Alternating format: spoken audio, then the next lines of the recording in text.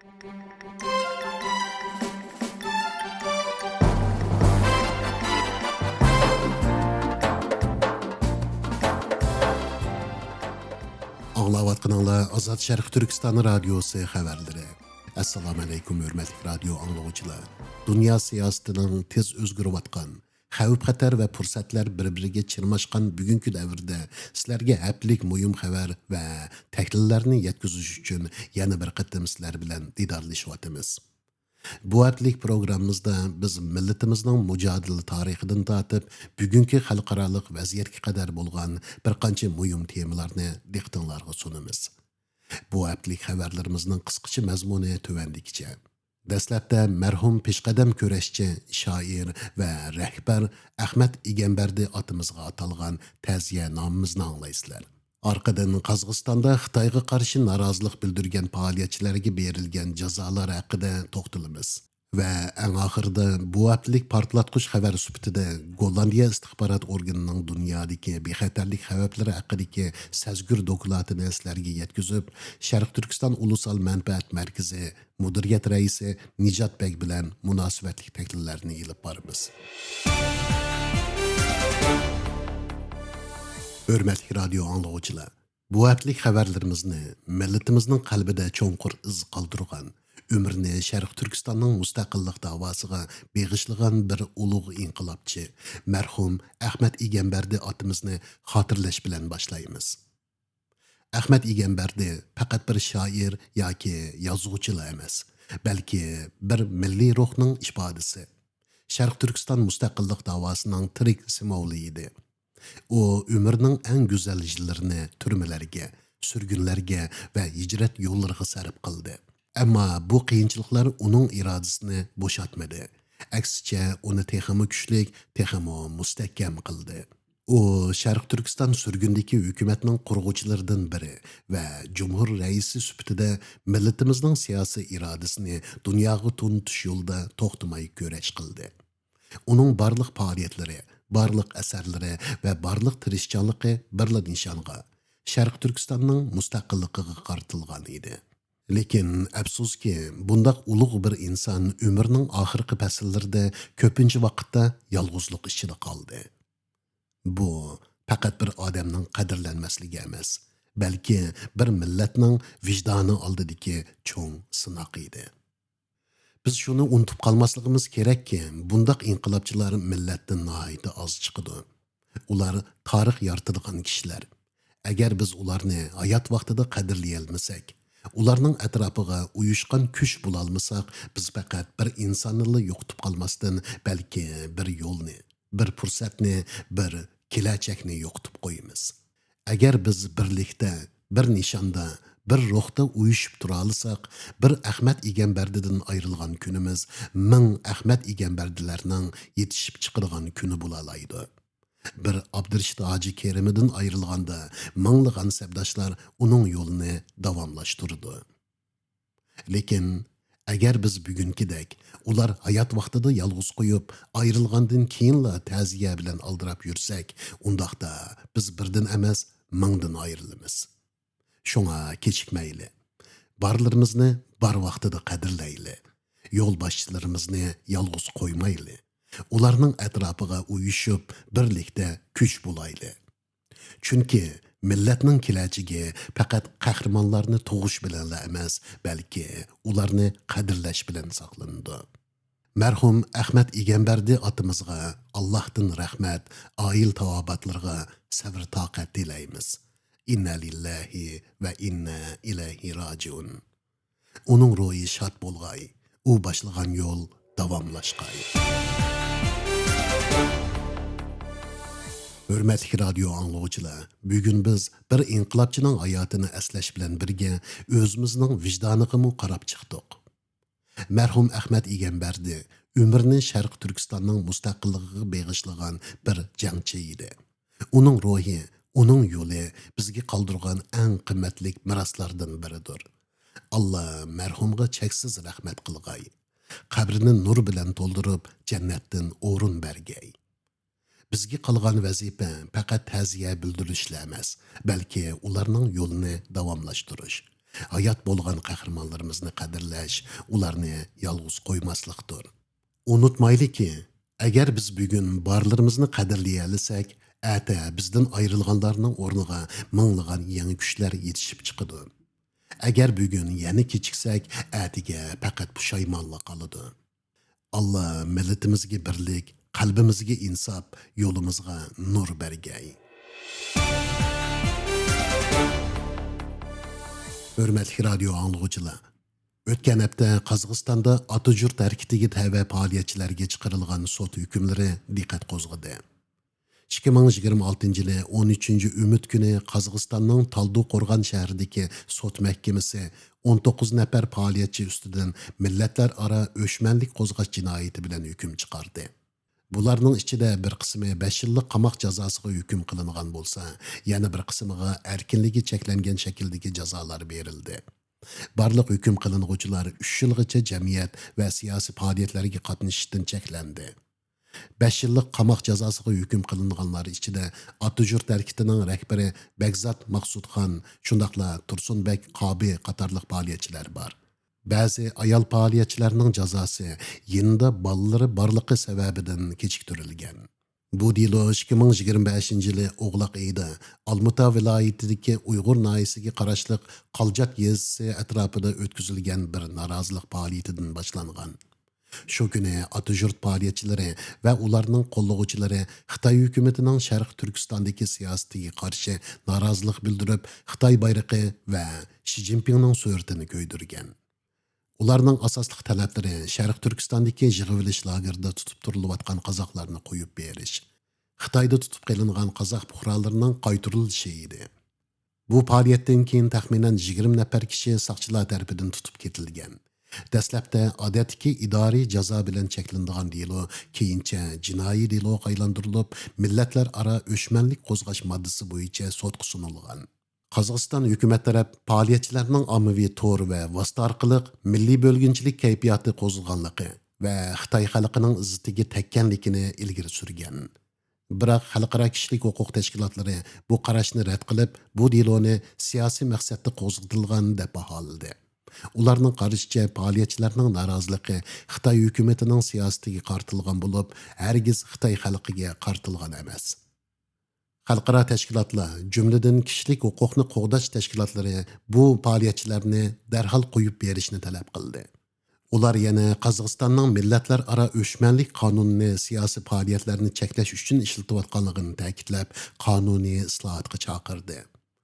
Qozog'istonda Atajurt faoliyatchilariga chiqarilgan bu hukmlar faqat bir davlat ichidagi sud delosila emas, balki Sharq Turkiston masalasining rayonlik va xalqaro siyosatda qandoq sezgur bir masalaga aylanganligini yana bir qatim namoyon qildi. Bu voqea bir tarafdan Sharq Turkistondagi zulmga qarshi ovoz ko'targanlarning qandoq besimga uchrayotganligini ko'rsatsa, yana bir tarafdan Xitoyga qo'shni davlatlarning Xitoy bilan bo'lgan munosabatida qandoq qiyin tanlashlarga duch kelayotganligini aks ettirmoqda. Hurmatli radio anglag'uchilar, endi Gollandiya istixborot organi e'lon qilgan eng yangi yillik dokladni diqqatingizga sunamiz. Dokladga asoslanganda Gollandiya bugungi kunda 2. Dunyo urushidan keyingi eng og'ir davlat bexatarlik xavfiga duch kelmoqda. Gollandiya istixborot organi AIVDning bayon qilishicha, hozirgi dunyo tartibi muqimsiz va oldin faraz qilib bo'lmaydigan bir holatga kirgan bo'lib, bexatarlik xavfi birli yo'linishda emas, balki bir qancha tarafdan birli vaqtda besim paydo qilmoqda. Dokladda eng ko'p ta'kidlangan davlatlar Rossiya va Xitoy bo'libmi Xitoyning faoliyatlariga aloqador bir qator sezgur nuqtalar o'tirg'i qo'yilgan. Gollandiya istixborotining yillik dokladida Xitoy, Gollandiya va Yevropaning bexatarligiga uzun muddatlik va ko'p qavatlik xavf keltirayotgan davlatlarning biri sifatida ko'rsatilgan. Dokladda Xitoyning siyosiy, iqtisodiy va texnikalik sohalarda ta'sir doirasini kengaytirish harakatlariga alohida diqqat qilingan. Bo'libmi yuqori texnika sohalarida jasuslik, sonliq ma'lumot to'plash va bilim texnika o'g'irlash harakatlarining kuchayganligi ta'kidlangan. Buningdan boshqa Xitoyning Yevropadagi diaspora jamiyatlariga qarata kuzatish, besim qilish va siyosiy ta'sir ko'rsatish tirishchanligimi muhim xavf sifatida baholangan. Doklad yana Xitoyning dunyoviy siyosiy iqtisodiy sistemida rolini kengaytirish uchun uzun muddatlik strategiya qo'llanayotganligi. Buning Yevropadagi muqimlik va bexatarlikka bevosita yoki vositalik ta'sir ko'rsatishi mumkinligi eskartilgan. Shuning bilan birga dokladda dunyo siyosatining bag'ansiri muqimsizlashayotganligi, cho'ng kuchlar orasidagi raqobatning kuchayayotganligi va bundaq muhitda davlat bexatarligiga bo'lgan xavfning ko'payayotganligi umumiy ramkada bayon qilingan. Doklad yana Rossiyaning g'arb davlatlariga qarshi uzun muddatli qarshilikqa tayyorlanayotganligi, sayber hujumlarning ko'payayotganligi va harbiy to'qinishning amdi tasavvur qilg'ili bo'lmaydigan ish emas darajasiga yetganligi alohida eskartilgan. Bu bayonotlar Yevropadagi bexatarlik siyosatining yangi bir bosqichga kirganligini ko'rsatib berdi. Hurmatli radio anglovchilar, tövəndə bu xəbər və onun ətrafındakı çoğunqur siyasi məzmunlar haqida Şərq Türkistan Ulusal Mənfəət Mərkəzi Müdiriyyət rəisi, siyasi təhlilçi Nicat Bəyning təfsili qarashlarını anglaysizlar.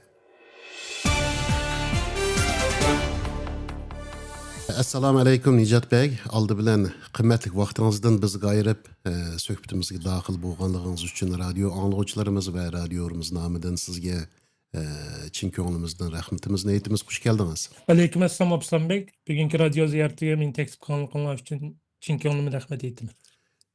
Nicat Bey, sizning xabaringizda bo'lgandek bir qancha kun ilgari Gollandiya istixborotining 2025-yillik dokladini e'lon qildi. Gollandiya istixborotining bu dokladida Xitoy muhim xavf manbalarining biri sifatida ko'rsatildi. Sizce bu bahalash Xitoyning Yevropadagi roli va strategiyasiga qanday ta'sir ko'rsatdi? So'rovingiz uchun ko'p rahmat. Xitoyni bu uzun yillardan buyon necha saraplamalik taqdim qilib keladi. Iqtisodiy sherik sistemalik raqib degan holat uchun. Ammo Xitoy bilan Yevropaniki tijorati Xitoy ishni sirtqa echayotgandan izchil yaxshi bo'lib kelgan. Yevropa ittifoqininki munosabatida ijobiy qarab kelgan, chunki g'arb dunyosiniki Xitoy g'arb dunyosiniki bir ishlab chiqarish fabrika markazi bo'lib qolmoqda.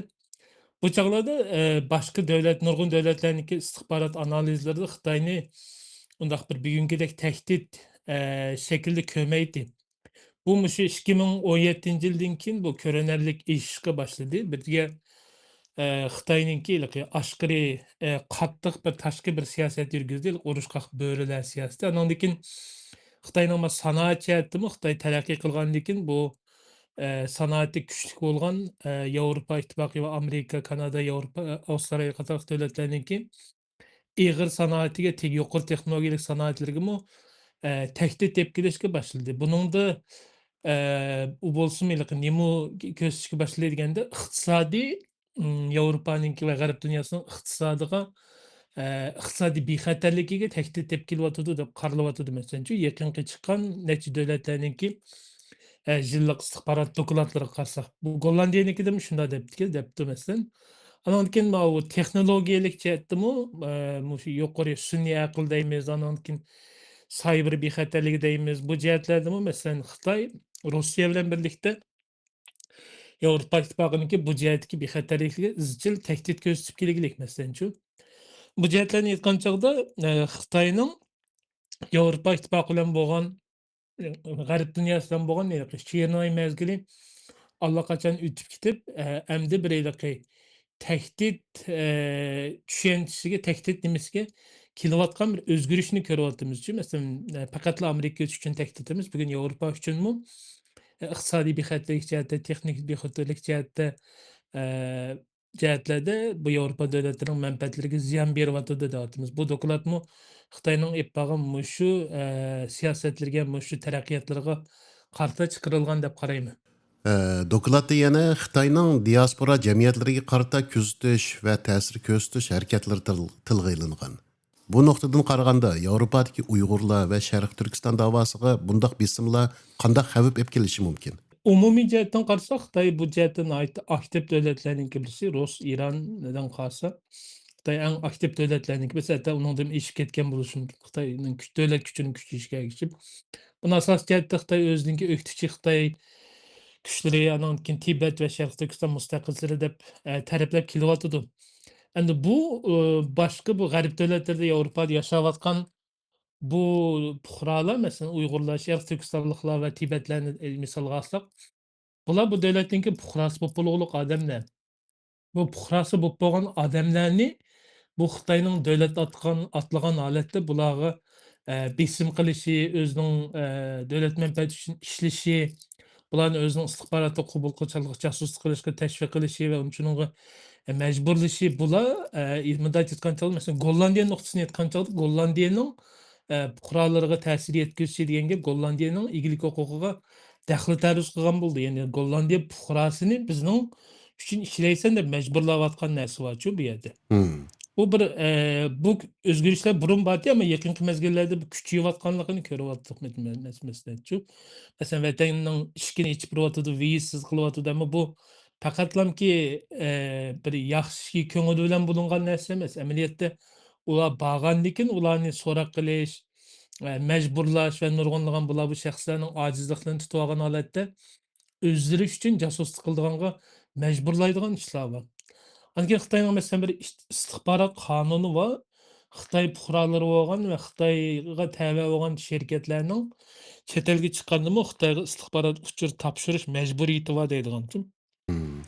Məsələn, bəzi adamlar Avropada, Qərb dünyası yaşasımı nemisini almashtırmaqlıq, iliqi vətəndaşlığını almashtırmaqlıq.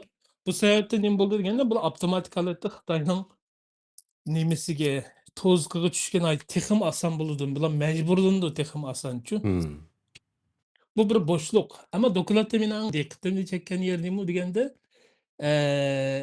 Xitoy uchun jasuslik qilayotgan, majburlanib jasuslik qilayotgan va o'z ixtiyori bilan jasuslik qilayotgan degan bir nuqta bor. Hmm. Bu bir yangi bir nuqtachu. Burun majburlandi degan narsani jiqonlaydiq ammo bugungi Hmm. kunda Xitoyning kuchiga, masalan, Amerikaning kuchining ojizlashishi, Amerika-Xitoy o'rtasidagi munosabatning o'zgarishi qarta hatto Xitoyga xohlab ishlayotgan bir insonlar bor ekanchu. Buni Gollandiya istihboroti bu dokladida tilg'abdi masalanchu. Hmm. Bu bir yangi bir nuqta menimcha. Demak, majburlanganlar emas, balki ko'ngil xohishi bilan Xitoyning istihboroti uchun ishlayotgan bu shaxslarmi tasqinlanib chiqilganligi ko'zdan ko'rib ola olamiz. Agar bu Hmm. buningga yetarlik isboti bo'lmasa, bu dokladda buni yozmaydi masalan. Hmm. O şəxslər deganınız o bevosita Xitoy fuqarolari emas, yerlik xalqlardan demoqchimi? Yo'q, yo'q. Shu Xitoy o'zi jasusga majburlayotgan bu yerda Xitoylar o'zining Xitoylari, Xitoylarini. Tibetliklar Hmm. bularni hammasini o'tirib Xitoy diasporasi deydi-ku bular dokladida. Ba'zi davlatnikida ochiq yozganlari bor, Uyg'urlar, Tibetlar asosliq nemisi debchi. Hmm. Ammo men Gollandiyanikida Xitoyning diasporasi deb yozibdi bu yerda. Ammo buning ichiga shu hammasi kirdi Hmm. buninggachu. Chunki Hmm. Xitoy faqatla bu nimalarni o'zining fuqarolarini tahdid deb qaramaydi. Bu yerda Sharq Turkiston va Tibet mustaqilchilarini bular o'zlari uchun bexatarlik uchun o'zining egilik huquqi uchun tahdid deb qaraydi. Shuning uchun bularga odam soladi, odam setib olishga tirishadi, ishlashga majburlaydi-chu. Hmm. Yani bu yerda Gollandiya dokladida bu xohlab ko'ngil xohish bilan ishlash deganga bu boshqa bir narsa Hmm. albatta. To'g'ri.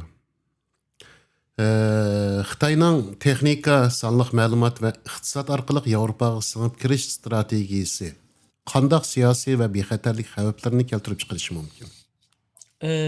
Elbette bu Avrupa İttifakı dünyadaki mühim aktör güçlerinki birisi.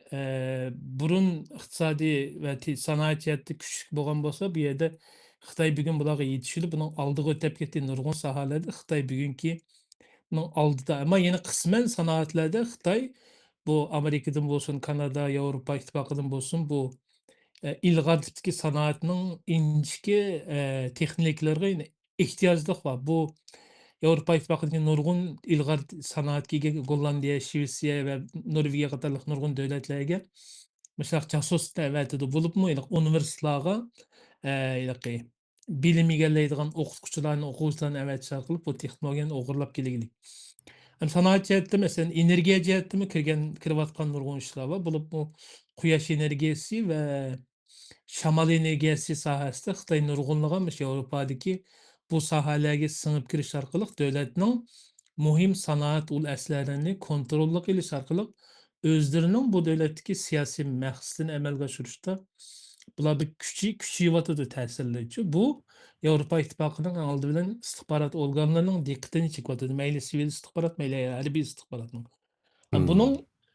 bevosita territoriyalik tahdidi yo'q. Ammo davlatni aslı holatda bular kontrolga ala oladi masalan. Chunki Xitoy zaten bu bilimiz portlar, aerodromlar Yevropada dunyoning har yerida muhim ahamiyatga portlarni, aerodromlarni qo'lga ilishtirishyotidi. Masalan, Gretsiyaning, Gollandiyaning ba'zi portlarini oldi masalan. Hmm. Germaniyaning bo'lsin. Hamda masalan ig'ir sanoat, ba'zi yuqori sanoatlarga erishyotidi, ba'zi energiya manbalariga erishyotidi, ba'zi shirkatlarni setyotidi. Bu orqali Xitoy askar kirgizmay turish orqali o'zlarining ta'sir kuchini kuchaytirdi. Bu yerda orqali nimaga yetmoqchi deganda kelgusi bu yerda ilingan siyosiy qarorlar Xitoylar uchun manfaatli qarorlar elishi sababchi bo'ladi endi. Hmm. Yani askar kirgizmay turibmi, bu yerda o'zining ko'zlagan maqsadiga yetalaydi demoqchi. Ha, yana bu Xitoyninki yumshoq kuch bilan ilib berayotgan uzun muddatlik strategiyalik plani desak to'g'ri bo'lamdi. To'g'ri, to'g'ri, Hmm. to'g'ri. Sizce bundaq bir dokladning e'lon qilinishi Yevropa davlatlarining Xitoyga bo'lgan siyosatida qandaq o'zgarishlarni keltirib chiqardi va bu Sharq Turkiston masalasining xalqaralashishiga fursat bo'la olamdi? Bu elbette bu Yevropa bu yerda e'lon qilingan dokument bu sivil istixborotdan e'lonlanki buningki ahamiyati nima degan chog'da bu davlatningki muhim o'rinlarga, hukumatga, parlamentning istixborot komissioniga, har qaysi partiyalarningki buning aloqador o'rinlarga va davlatning muhim sanoat nimasiga nimalarga beriladi masalan. Va bu ichilg'ini buning asosan ichilmagan yepiq doklad bo'ladi buning mazmunida. Hmm. Bu orqali bu Xitoydan, Rossiyadan va nimadan kelayotgan tahdidlarni tushundirish orqali davlatning bu asos qaror vergichi va ijro qiluvchi o'rinlarga bu tahdidlardan ogohlantirib, buning qarta munda siyosatlarni olib berishga tavsiyalar yozildi. Buni da avtomatik holatda nihoyat tez bo'lmasin, ammo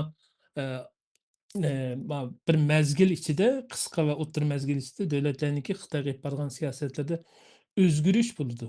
Ama mesele nima degan chog'da, masala yana bir narsa nima deganda, bu tahdidni ko'rish, chuqur siyosatda o'zgarish chuqur nima bo'lishi ketadi deydigan kesib deyamaymiz. Yani nima deganda, yana ba'zi sohalarda bu davlat Yevropa Ittifoqining ehtiyoj bo'lib qolyotidi. Chunki dunyoning siyosatining o'zgarishiga ergashib shu masalan. Hmm. Ba'zi xammadlarning, ba'zi qimmatli nodir medallarning nima kelishi bilan Xitoyga bo'ladigan qattiqqo'l siyosatlarning chiqishida kechikib qelyotidi. Masalan, mayli Yevropa Ittifoqida bo'lsin, mayli davlatlarning yerlik parlamentlarida bo'lsin-chu. Bu nima demoqchi bo'lganda, tahdid davlatning tahdid tushunchasining shakllanishiga bu foydasi bo'ladi. Ammo davlatning siyosatiga nechilik foyda bo'la oladi. Bu yana cho'ng geopolitik, jo'g'rafiyaviy siyosatninki o'zgarishiga bog'liq narsa bo'lib qoldi endi-chu. Hmm. Endi Sharq Turkiston masalasiga kelganda bu bir ijobiy bir qadamlar. Gollandiyadan bu dokladda yozg'ini buningga kirishi va Xitoyniki bu yerga tahdid qilishi bu bir davlatninki organlarining diqqatini chekadigan, nima qiladigan gap, qo'zg'aydigan gap. Endi buning asosan bu yerdagi yerlik tashkilotlarmi bu chiqqan dokladni paydalanish kerak deyman. Masalan, yerlik hukumatlar, yerlik siyosatchilar bilan ko'rishgan chog'da bu yerda tilga olingan mazmunlarni bir analiz qilish orqali bu yerga berish, ya'ni Uyg'urlarning, Sharq Turkistonliklarning qanday tahdidga uchrayotganligi, Xitoyning bu yerning demokratik davlat sistemasiga qanday ziyon yetib kelayotganligini berish orqali bu siyosatchilarning diqqatini bu ishga tortish va Xitoy qarshi siyosatlarni elishda buni foydalana olamiz masalan-chu. Hmm. Bu orqali o'zimizning masalasini texmi yaxshi kun tartibga akilalaymiz va bir ijobiy qadamlarni ilishga sababchi bo'la olamiz endi. Ya'ni Sharq Turkiston masalasiga fursat bulush bo'lamasligi yanada o'zimizning ilib boradigan harakatimizga bog'liq desak To'g'ri. bo'ladimi? To'g'ri. Ya'ni u chiqadi uniyliqi hamma odamning organlarga yo'llaydi albatta. Endi bunimi biz bu devletin en mühim organının çıkargan bu dokladını alıp berip, biz bunu pişiqlap işlegen asasda özümüzning meselesi kanda bağlaymiz. Mesela bugün neçilik adam qaytip ketiyotidi, neçilik gumanlyk şäxsler var. Bular devletninki kanda nemelerge täsir yetkizdi, kanda uçurlarni toplayatydy. Bunu deyiş arkaly, misal beriş arkaly, bularning tehdit uçraýatgan ne bolsa, bunu arxivlaşdyrış arkaly devletning siýasetçilerge, bu organlarga beriş arkaly Xitayga qarşı qattiq qol Xitay tehdidinin näqadar derejede təpsinim qılınganlygyny düşendiriş arkaly Xitayga qarşı bäzi siýasatlarni elinişde rol oynaýalaymyz. Endi bunu işletiş işletenmesi ýene özümizge baglanıp kalgan näse. Hmm.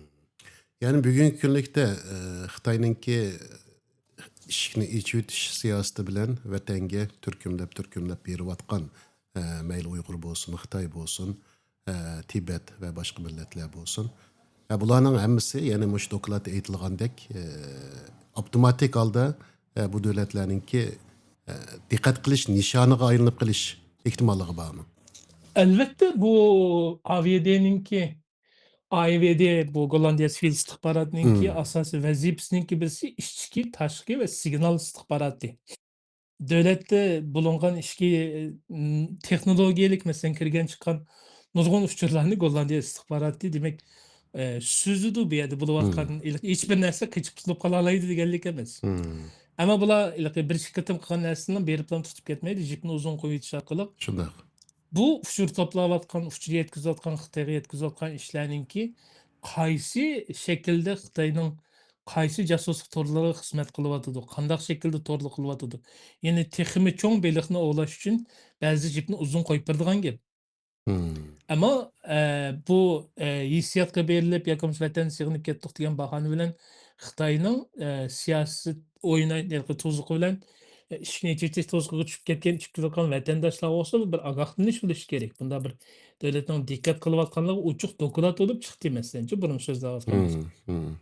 Bular Xitayga bargandan keyin hiç kim dedi hiçbir şähs bu Xitaynyň kontrollygydan tekşürişden Xitaynyň ençentininki sorak-sorakydan hiç kim kaçıp qutulanmaýdy. Çünki Xitay her bir kirgen çet el pasportu bilen kirgen her bir Uygurny bir potensial bir tehdit dep garaýdy. Şoň bulardan ekilip, bulardan sorak kılıp, bulardan uçurlarny elip, bularny özüne işleşke baglaş. Bu tabii bir ähwal, bu dogurlukmy? Neçe dokladlar, neçe hüjjet filmler işlenip boldy. Bagan şahitler mi özüň nimesi aşkarlady go meselen püşäýman kılgandy. Hmm. Nim Hmm. Bu dikkat kılıç yani dikkat kılıç tegislik bir iş. Yani özü berip bu tozak düşüşçü. Bu tozak Hmm. düşkendikini qaytyp gelip bunun tedbirini kılmasy yani jim türelip Xitayga işleşi bu tehimi bir haterlik bir näse. Hmm. Aslida undaq bir tozakka düşüp kalganlar derhal bolsa barmaslyk gerek. Egerde biri tasadüf hatalaşyp tozak düşüp kalgan bolsa derhal Gollandiýanynki istihbarat bilen alaka kılışyş arkaly Xitaydan keliwatkan bu tehditke karta bäzi çara tedbirlerini elişi bu zörüriyetdir. Hmm. Yani bugünkü günlükte vatan beriyatkanlaryň hemmesi meýli Gollandiýada bolsun, meýli başga garip Hmm. ellerde bolsun. Yani istihbaratnynki kontrol çembirge içerik adamlar yani. Ularni hiç bir Hmm. zaman istihbaratla mundakça normal bir saýat kılıp keliş yoki yurtga qaytyp keliş süptide emas. Bunu bir Xitayninki yani dokulatda aytılgandek sırtkı cemiyetlerdeki diaspora cemiyetleriga qarata küzütüş ve Hmm. täsir küzütüş hareketleri Katar'da desek doğru bulamda. Ya elbette, elbette. Mesela berip keliwatkanlarynynki psihologiýalik eleki davranışy demdik, hereket kılışı Hmm. karanlığa. Bu Hmm. insanların psikologiyası kanda bizden kitatıdı, özlerini cemaatçilikten kanda ep geçiwatydy meslençi. Bulatkan Hmm. hadisler kanda ifade bulatkan erkek kırgınçılık hani yok dewatkan bazı Uygurlarny maňuldyk meslençi ve tengi berip kelgendik kinki. Bu egerde bir Xitaydan bir besim bolmasa, u ýerde bir tozak düşmese, bir Xitayga bir ajizlik noktadan ýakyn mejburlyp bir işleşke mejburlyp kalmasa, nime üçin bunday kıldy? Bu hakykatny ýoşuramaýdy elbette. Ama bola çoň milletiniň işine goýup turaýly, eň aldy bilen özüni Xitaygyň çüp kalgan tozukydan gutuluş goýsam hereket kılıç gerek bu insanlarçı. Hmm. Eger onu kılmay ýene dawamlyk onu ýoşurmen diýdike, Gollandiýa istihbaratymy bu näsini habersiz emes digendek, bütün kirwatkan uçur, telefon alaka, hatçek alakanyň hemini Gollandiýa istihbaraty süzüdi meslençi. Ben Hmm. her kандай döwletniň süzdi, emma pakat ma'lum bir cho'ngroq bir narsani yeyish bo'yicha bu insonlarni qo'yib qo'yadigan gap. Hmm. Andan yana bir qaytib qo'yadigan narsa bugun dunyoning vaziyati tez o'zgaryapti, nihoyat cho'ng tez holatda. Hmm. Ikki cho'ng kuchning to'qinishi ko'p taraflamalik holatda texim cho'nqurishib kengayyotidu. Bunda holatda boshqa davlatlarga ishlayotgan bo'libmi Xitoy uchun ishlayotgan bundaq jasuslarning tozalanishi bu davlatlarning siyosatidami tez bo'ladi. Masalan, oldin qattiq talashmasak Amerikada bir qonun o'ttirib qo'yildi deyman. Aniqi vataniga berib siyosiy panoh degankin qaytgan kishilarning Hmm. pasportining vatandoshligining elinishi. Bu aldırmay Gollandiyada Yevropaning boshqa davlatlaridan chiqadi. Hmm. Ve chiqqandan keyin bu burun torlarda ishlayotgan tekshirayotgan bu insonlar oldi keyin o'zi pasportning nimasini ayrilib qoldigan gibi. Hmm. Vatanga beriyotgan xalqlarimizning, ya'ni Uyg'urlarning bu tozaqdan qutulish uchun o'zining va oilasining bexatarligi uchun bu tozaqdan tezdan qutulib ketishini, ya'ni shu yerda ko'rgan bilganlarini munosabatlarga anglatish, oshkorlash orqali bu tozaqdan bu bo'yinturuqdan qutulishini tavsiya qilish bilan birlikda sizga qimmatli fikrlaringizni, ko'z qarashlaringizni radyo anglag'uvchilarimiz bilan paylaşkanlığınız, ortaklaşkanlığınız uchun sizga ko'pdan ko'p tashakkurimizni aytamiz va suhbatimizni bu yerda oxirlashtiramiz. Rahmat sizga. Ben sizlarga rahmatımı bildiririm.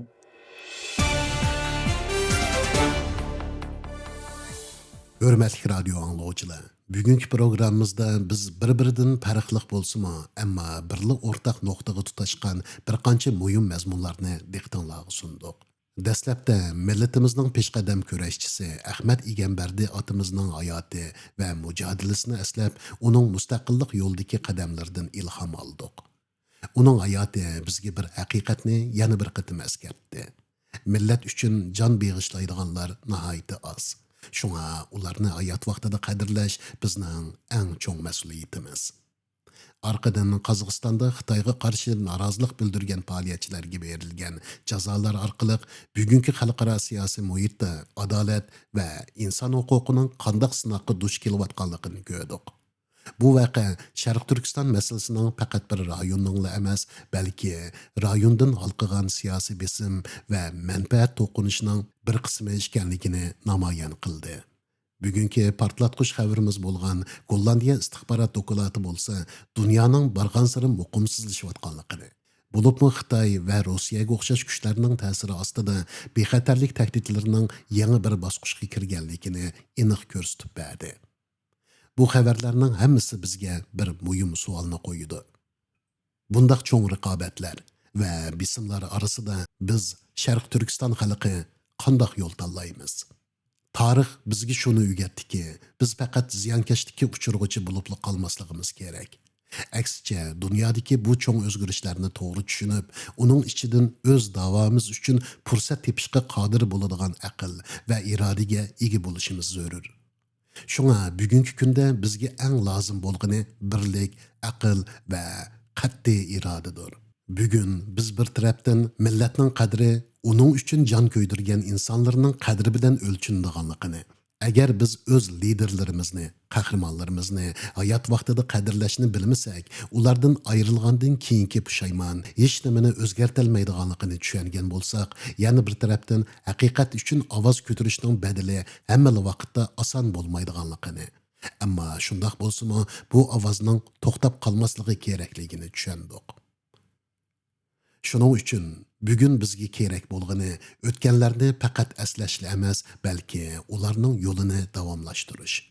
Bir-birimizni yolg'iz qo'ymaslik va qiyinchiliklarni fursatga aylantira oladigan aql, iroda va birlikni barpo qilishdir. Chunki bir Ahmad Egambardining ayrilishi bir davrning oxirlashishi emas. Agar biz birlasha olsak, bu minglagan yangi kuchlarning boshlanishi bo'la oladi. Kelajak bizning qanday inkas qaytarishimizga bog'liq.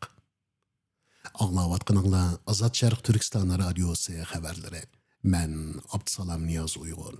Kelar haftalik programmamizda ko'rishish umidi bilan bu haftalik xabarlarimizni mush yerda oxirlashtiramiz. Xush vaqt bo'linglar.